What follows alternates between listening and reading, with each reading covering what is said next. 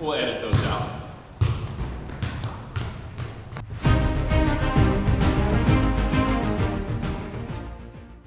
First ever virtual NFL draft was a hit, a big hit. They're already talking about using some of these elements as they move forward with future drafts, and the ratings obviously didn't suffer. People were looking for something to watch, anything to watch. First and second day set records for viewership, and you show the executive, you show coaches, you show players at home, and it humanized these people. It provided a lot of fun content, and people were picking apart the home decor of the players and the coaches and the GMs. And some writers suggested doing the draft like this every year moving forward. I disagree with that. It's a novel approach, but this called for this because of what we're going through. This wasn't somebody who said, "Hey, let's do this." This was a necessity. I can't imagine next year in LA or the following year in Vegas, you're going to do this and not really kind of explore what Vegas and Los Angeles are all about. You want that pomp and circumstance. This was great. The draft has changed since they moved it out of Radio City Music Hall. Took over cities like Philadelphia and Nashville, did a wonderful job. And I'm sure there's going to be compromises here. You can take the best parts of both formats, but either way, the draft will go down as a bright spot in NFL history. The commissioner and everybody in front of the camera, behind the scenes, did a wonderful job with this. The draft delivered both in abundance, entertainment, and some optimism there. But I can't see moving forward where, hey, we're in Vegas. Remember, Vegas was going to have a boat. They were going to have gondolas taking the players to the stage. They had canals that they were going to use. That was the opposite of what we had. I liked it. It did humanize Belichick at home with his dog. You had the setup with Cliff Kingsbury, Mike Vrabel, kids, pets. You had the draft picks at home with their family. I like it. You can incorporate that. I would love it if we had the capability, the technology, to be able to give you a screen of all of the war rooms. Now, you couldn't hear it, but you could pick your war room, and you could just watch that. Now, you could also have the split screen where you have the commissioner, you have the draft picks, you have videos, whatever that is, you could do that. But you could pick your draft room, your war room there, and I think that would be entertaining. I did like the fact that you had these, front office people or coaches or players in their element with their families, and I think as we move forward, you'll incorporate some of that. But if that's all you were showing and you're not showing, the red carpet and you're not showing what Vegas is going to look like when they roll this out, what they're going to do with the new stadium and the rollout in Los Angeles, I think we like this because we were hungry for anything. You could have shown anything, and I think we would have been fine with it. But I can't imagine as we move forward where you go, okay, that's what the draft is going to be. The network wants to show, bells and whistles here. They want to have people in locations. They want to have beautiful pictures there. They weren't able to do that. You got creative lighting on Bristol, Connecticut in the ESPN headquarters. Like, that was the glam shot. Now, we did get some, Cliff Kingsbury with his home. But other than that, nobody really had a tricked out place. I like the simplicity of Belichick there, and I think the dog made the pick. I started to think, did the dog hit a button? Did Bill put him up there, and all of a sudden did the dog with his paw click on something, and then they drafted the kid out of Lenore Ryan, and I thought that was his name. They drafted Lenore Ryan. Oh, that's right. There is a college called Lenore Ryan. I liked it. It was fun. It was well done. I thought Reese Davis, Trey Wingo, to be able to navigate the traffic that you have there just on the draft by itself without this pandemic is hard to do. And they were able to do it seamlessly.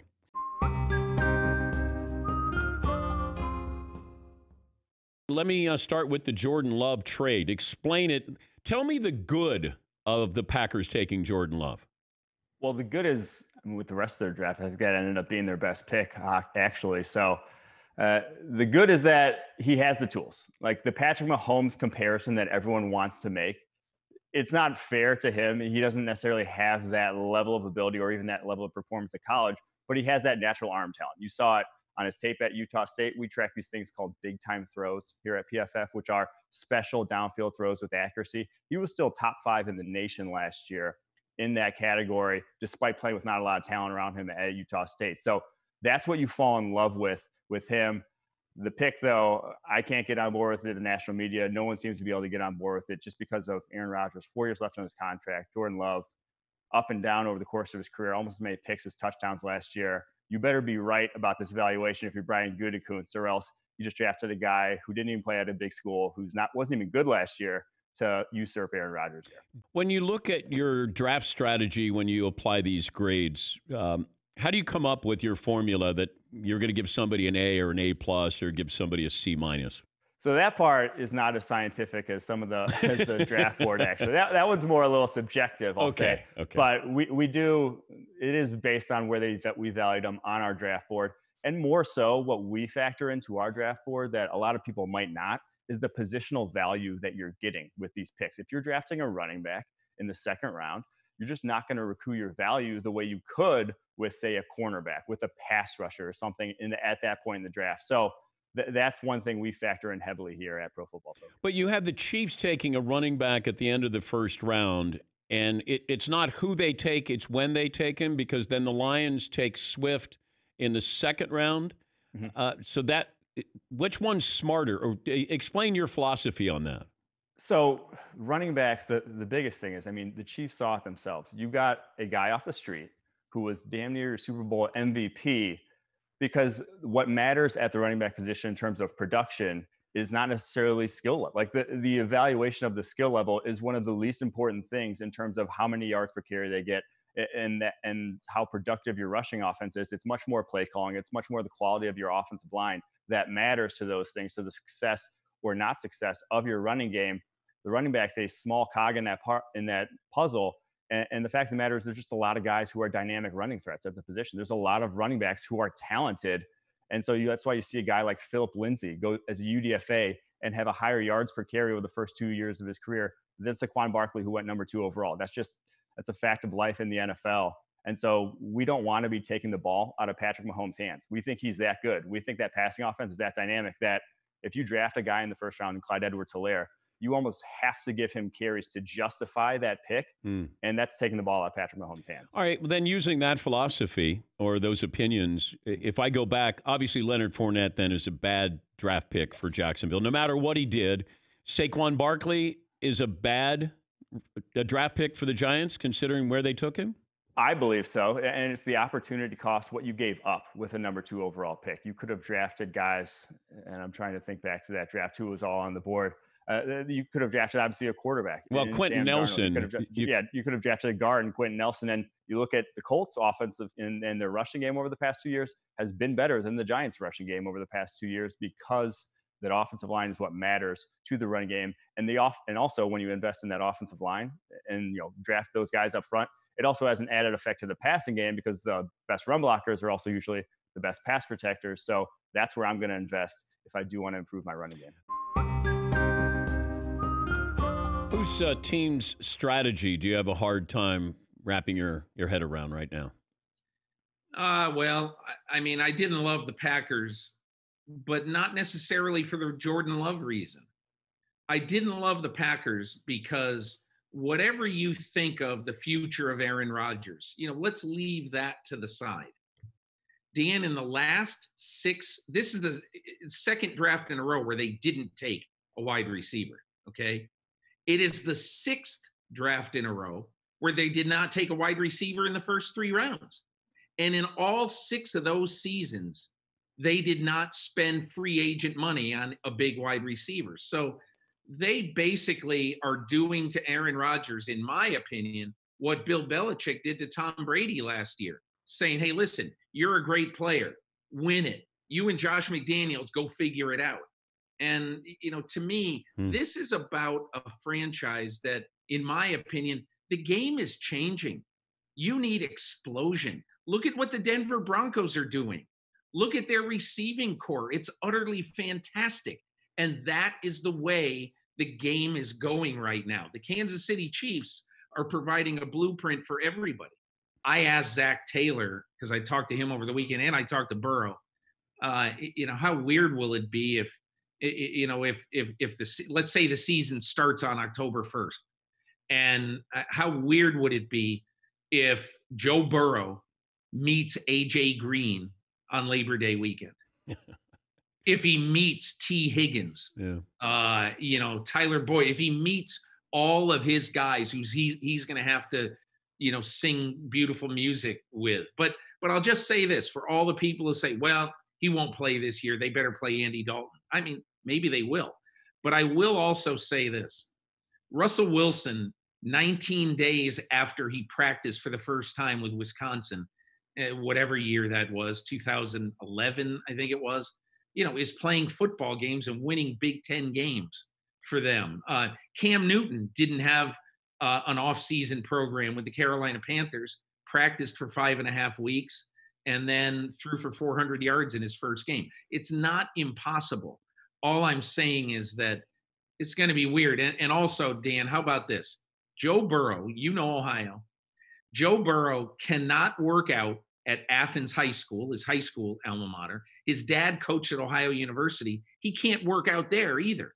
So he's going to have to work out at just a field, maybe even in his backyard, outside of Athens. He's going to have to find a field to throw to. And Zach Taylor, I'm not sure he was kidding. He said, hey, he might have to work with his mom and dad. My favorite team. Yeah.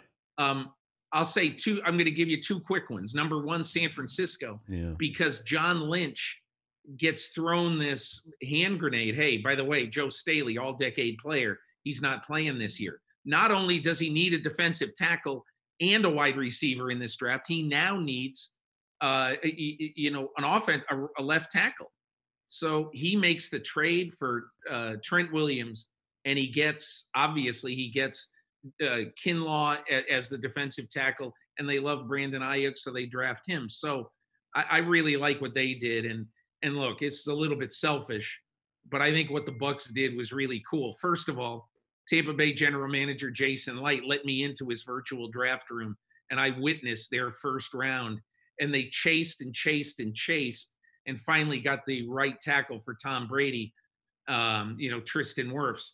The most interesting thing about that, Dan, when I witnessed that, technology helped them do their jobs.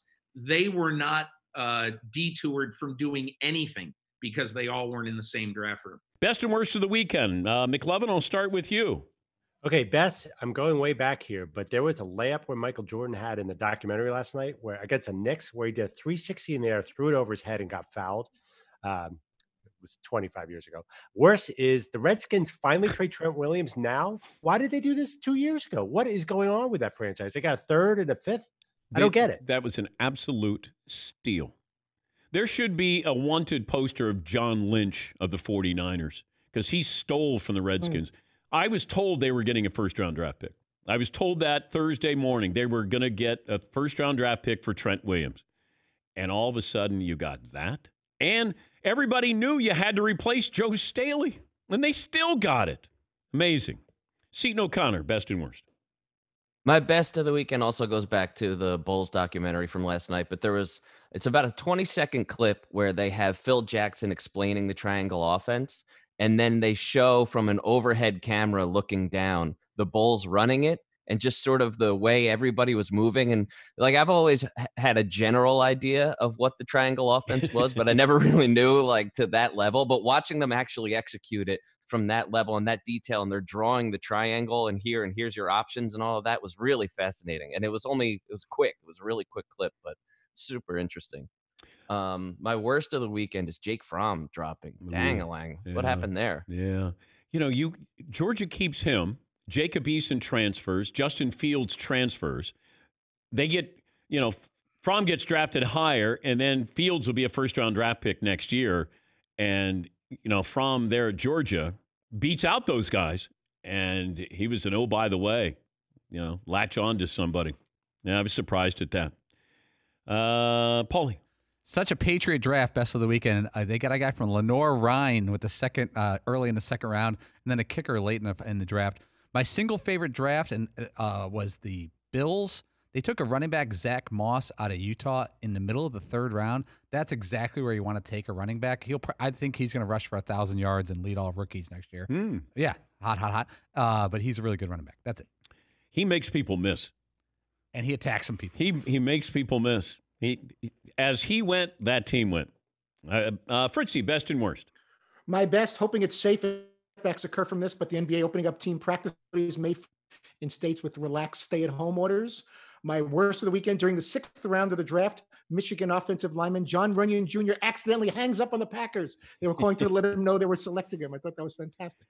I think he was mad that they took Jordan Love, and that's not fair to Aaron Rodgers, I think. Everything goes back to him.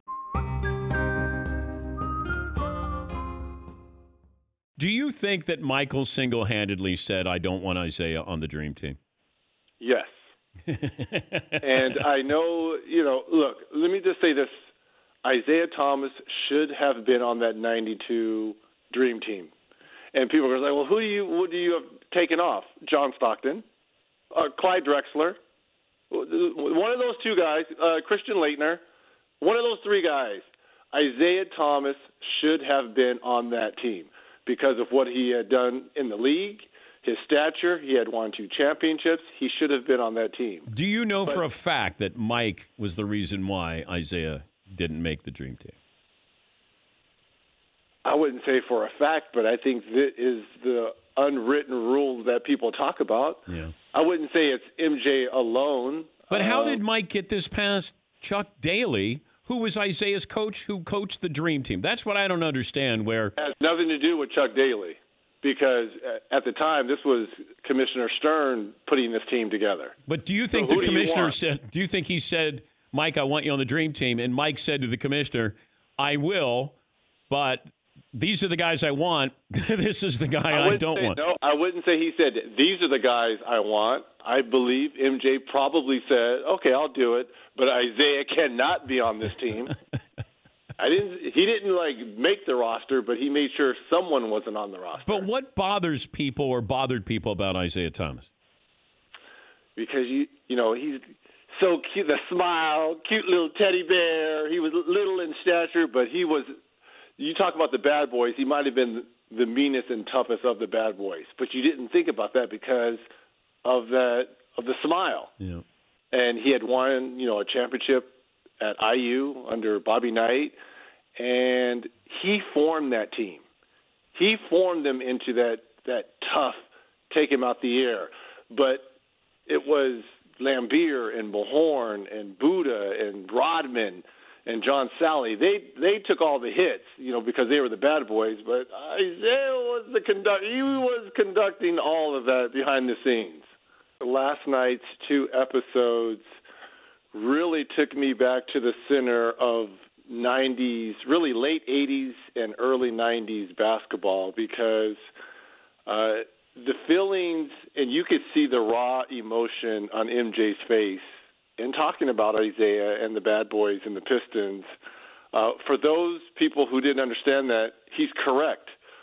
Back then, you played, especially in your division, you played each other 6 times, 3 at home, 3 on the road. So you built up a lot of disdain and dislike towards certain teams. And Detroit was one of those teams. But I will say this, and I know looking at the videos and the images of taking him out the air, a lot of teams were like that. The Knicks were like that. Miami was like that. Milwaukee was like that. The Celtics were like that. There was a lot of teams that played a very physical presence, especially in the Eastern Conference, because we only played the Eastern Conference teams twice. But especially in the East, that was the brand of basketball. But you could see on his face that MJ is still living with it. And I agree with him because, we had to face him 6 times and go against that bad boy defense. But you couldn't be a punk. You couldn't be a punk. And I remember, going against, Dumars. And what do you mean, punk? You not back down? not back down, and you couldn't just settle. See, they wanted you to settle. They didn't think you could were you up for the punishment? So Joe would tell me, because he was like the gentle guy on that team. So, and we guarded one another, and he's like, Reg, I'm just telling you, if you beat me and you get into the paint, you know what's going to happen. Well, I know what's going to happen. What do you want me to do? Sit out here and just continue to shoot? I just couldn't sit out here and shoot jump shots. So you had to take the punishment. That's just how it was, right? You couldn't be a punk. You had to get in there and take it. So what? You get up and, you move on. I put Jordan's Bulls, now against Golden State, and I take Golden State now and put them back with the Bulls. How do you think that fares? I think the Bulls would have been unbelievable in today's generation, because we just mentioned about them being able to switch everything, which they do in today's game, and you have three of the best on-ball perimeter defenders. Would they beat Golden State with Durant? Yes. The 7-game series. Here's my thing. If you put that Golden State team in the 90s, the question is going to be, because back then you could hold, you could hit, you saw the physical play. Yeah. Is Steph going to be able to hold up to that? Right? KD, I believe, could. Durant, yes. Possibly Clay. Is Steph. Now, I know Steph would be able to adapt, because we all would have to, but you get to hold back then. You get to be in the clinches. You get to take people out the air. Is he able to take that punishment? Could you imagine if LeBron and KD took that punishment that MJ and a lot of us had to take in the 90s? I just wonder how they would – I would love to see that. Because now that's a flagrant foul and possibly a 5-game suspension. Well, but you wouldn't be expecting those calls. It's if I say LeBron is the same size as Karl Malone with a better handle, so Karl could handle it. I'm looking at LeBron. If he doesn't know, hey, wait a minute, I'm supposed to get those calls, or they would give me those calls in another era. If he knows only what he's playing, I think LeBron would be great in any era. LeBron could have played 60 in any era. Yeah. LeBron in any era. Yeah. Some players you're wondering, could they play in any era? But would you take if KD could play in any era? If I took Kobe and Shaq versus the Golden State Warriors with Durant? That's an unbelievable matchup, because no one had an answer for Shaq. In those first three championships, no one had an answer for Shaq. I don't know what Chicago would have done. But if I put Kobe, them against Golden State, Kobe and MJ, that would have been I still give the edge to MJ, but Kobe would have kept him honest. And you got Pippen, who's going to match with him. You got Rodman. What if I put Shaq and Kobe versus Golden State with Durant, Steph, Clay? Okay, now what are you playing in today's rules or today's rules? Today's rules. You don't have a people. Shaq was a beast. Man, you never asked for that dude, man. What, you don't think JaVale McGee is going to be able to stop him? No. But you think that Shaq, Kobe versus the Bulls, they would give them a better run than the Golden State Warriors with Durant, Steph, and Clay? I do. Because of Shaq. And Kobe is going to go him and Mike are going to go maybe not toe-to-toe, but it's going to be pretty close. He would keep him honest. Yes, both ends of the floor. I don't think I've told this story before. When Mike was filming Space Jam, they built the Jordan Dome for him so he could work out. And he would film all day, 6 o'clock call time, and he would be done like around 6 p.m., 7 o'clock. And then we would go up and actually it was the best runs ever. So they called it the Jordan Dome, and all the top ballers came up on the Warner Brothers lot. Invitation only? Somewhat invitation. I mean, Michael didn't say who he wanted, but it was all the top players. So you had, Eddie Jones at the time, Juwan Howard. Guys, I believe Magic came through once or twice, but it was unbelievable. No riffraff, but it was nothing. Hard fouls. And this is at the time where they were thinking about signing Rodman. And my good friend and my teammate at UCLA, Jack Haley, who had been Rodman's babysitter in San Antonio and then in Chicago, it was close to them signing him. And other than MJ, during those runs, Rodman, I mean, I had played against him, obviously, when he was in Detroit and San Antonio, was phenomenal. And usually in pickup games, Dan, you know this, it's all about scoring and, Ole defense. So what was he going to bring in a pickup game? Phenomenal. And the little exercise that he did last night about tracking the rebounds, and he could tell the arcs and the rotations, it's absolutely 100% true. The instincts that dude had was unbelievable. Go around the room what we learned on the program. Fritzy, I'll start with you. You think it's a very good move by the Saints to add Mr. Jameis Winston to the roster? Yeah, I do. I think why not bring him in and see? He's got talent. He just doesn't have judgment. And if you can help him with that, it's the same thing that Jordan Love is going to learn from Aaron Rodgers. You're going to have him come in and you're going to have him understand. Aaron Rodgers, nobody's better at interception to touchdown ratios in the history of the sport. Why not learn from him? Drew Brees is one of the great ones as well. I think it would be really smart to be able to learn from those two. McLovin, what did you learn today? Guest appearance by Peter King's dog, Chuck. Yep. Yep. By the way, chat row, come up with a T-shirt. I told you, well, you guys have, let's get 5 T-shirts there and let us look at it and see which ones we can produce. But we'll make T-shirts for you that'll be available for the chat row. But let's narrow it down. Mario is looking at this. Also, Tyler, the moderator, is helping as well with the chat row. Seton O'Connor, what did you learn today? I learned the Pistons shouldn't apologize for anything. No. This is who you are. It's like Michael didn't apologize. Michael got inducted into the Basketball Hall of Fame. He was not humble. It was a roast. He roasted Hall of Famers. You don't have to apologize. That's who you are. That's who you were. That's who the Pistons are. Isaiah can smile all day long, but he was a killer. He was a great player. Do not apologize. Paulie, what did you learn? Did Michael Jordan keep Isaiah Thomas out the dream team? Reggie Miller didn't hem and haw. He said yes. Yep. But that's probably where he says to David Stern, we're going to have professionals. We're going to have this team together. Do you want to be a part of it? Yes. Here's my list of people I don't want on the team. There's only one name. It's just Isaiah. I didn't even put his last name. Isaiah Ryder? No, Isaiah Thomas. I don't know if Isaiah Ryder was in the league. What we learned brought to you by LegalZoom. They made it easy to set up the right estate plan without leaving your home. Take care of your family today with the right estate plan at LegalZoom.com. Thanks for joining us. We'll do it again tomorrow. Be safe. Be smart. Talk to you then.